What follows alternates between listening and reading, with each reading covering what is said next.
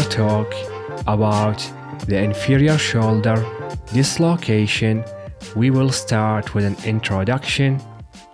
So, inferior shoulder dislocation is a complete inferior displacement of the humeral head out of the glenoid.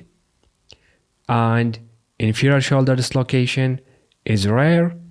It accounts for less than 1% of all shoulder dislocations.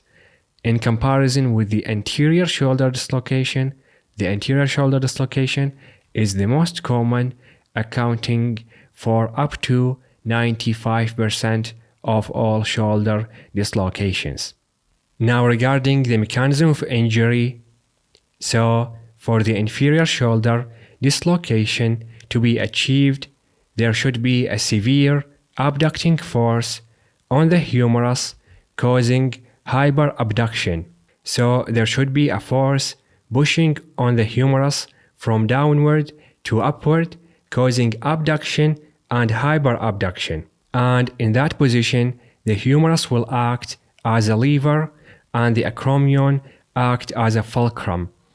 And the humeral head is lifted across the glenoid socket and inferior shoulder dislocation occurs. Now that force that is abducting the humerus will push the humerus against the acromion. And the humerus will act as a lever, the acromion will act as a fulcrum, and the humerus will be pushed against the acromion. And because of that, the humeral head will be lifted from the glenoid and it would be pushed downward and inferior dislocation occurs. And because of that, the humeral head will stay in the subglenoid position with the humeral shaft pointing upward, which is referred to as laxatio erecta. Now, in some cases of inferior shoulder dislocation, the arm drops spontaneously after the head of the humerus is slipped to a subcoracoid position. So the humeral head will slip from its subglenoid position to a subcoracoid position. And this would lead to anterior shoulder dislocation. So the dislocation would be converted from inferior to anterior, and that is only in some cases.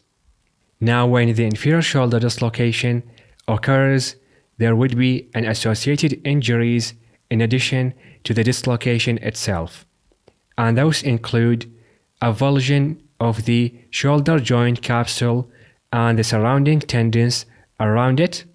And there would be also a rotator cuff tear, and there might be a fracture of the glenoid or proximal humerus. And in some cases, there would be a neurologic injury in form of brachial plexus injury in 60% of the cases, and vascular injury in form of axillary artery injury in 40% of the cases. Now let's talk about the clinical features. So the patient present with the arm is locked in abduction and forward elevation, and they will be in severe pain. So it will be very easy to diagnose the inferior shoulder dislocation because the patient will present with their arm abducted and elevated. And they will also be in severe pain and muscular spasm, and the patient cannot adduct their arm. And on feeling the joint, the head of the humerus is felt in or below the axilla, and always examine for neurovascular damage because it is high risk in inferior shoulder dislocation, and look for other injuries in other parts of the body because inferior shoulder dislocation requires a high energy trauma, and high energy trauma will most likely cause another injuries in other parts of the body. Now let's talk about imaging in inferior shoulder dislocation. So normal shoulder series is ordered, and on anterior posterior shoulder x-ray, you will find out that the humeral head is sitting below the glenoid and the humeral shaft is in abducted position. So as you can see in this AP shoulder x-ray, this is here the humeral head, and this is here is the glenoid. And as you can see that the humeral head is dislocated inferiorly.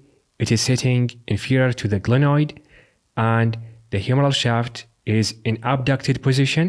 And also on the X-ray, look for associated fractures of the glenoid or proximal humerus to distinguish between simple dislocation, which is a dislocation without fractures, or with the humerus tuberosity fracture, from a fracture dislocation, which is a dislocation with any other fracture other than the tuberosity fracture.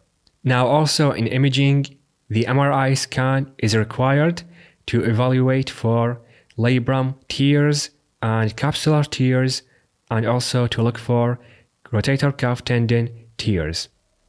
Moving on to talk about the treatment of inferior shoulder dislocation. So it is treated with either closed reduction or open reduction. Starting with the closed reduction, so closed reduction is indicated for simple inferior shoulder dislocations, mostly under sedation and sometimes under general anesthesia. Now in closed reduction, the patient is placed supine, and then the physician will provide traction by pulling upward in the line of the abducted arm, and at the same time an assistant will put a sheet around the patient's chest, providing counter traction downward. And after the shoulder relocates, re-examination for neurovascular injuries is indicated. After that, the arm is rested in a sling until pain subsides, and active movement of the elbow, wrist, and hand should be started after reduction of the shoulder, and active movements of the shoulder are done after pain subsides and abduction is avoided for 3 weeks. Regarding the open reduction, so open reduction is indicated if the dislocation is irreducible. That is, if the humeral head is stuck in the soft tissues. And open reduction is also indicated in case of fracture dislocations.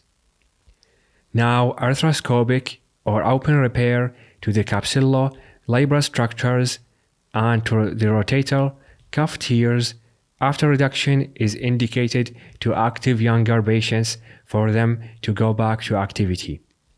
Finally, regarding differential diagnosis, so the inferior shoulder dislocation must be differentiated from postural downward displacement of the humerus due to weakness and laxity of the muscles around the shoulder. So in postural downward displacement, it occurs after trauma and shoulder splintage, and here the shaft of the humerus lies in the normal anatomical position at the side of the chest, and this condition is harmless and resolves as muscle tone is regained and must be differentiated from the inferior shoulder dislocation. And the main difference is that in the postural downward displacement of the humerus is lying in its normal position beside the chest, while in inferior shoulder dislocation, the humerus is abducted and elevated. And with that, we reach the end of this video. Thank you guys for watching. Please give us a like and comment your ideas and questions. And this video is a part of bigger class. It's called the Shoulder and Arm Trauma Masterclass. You can check it out if you want.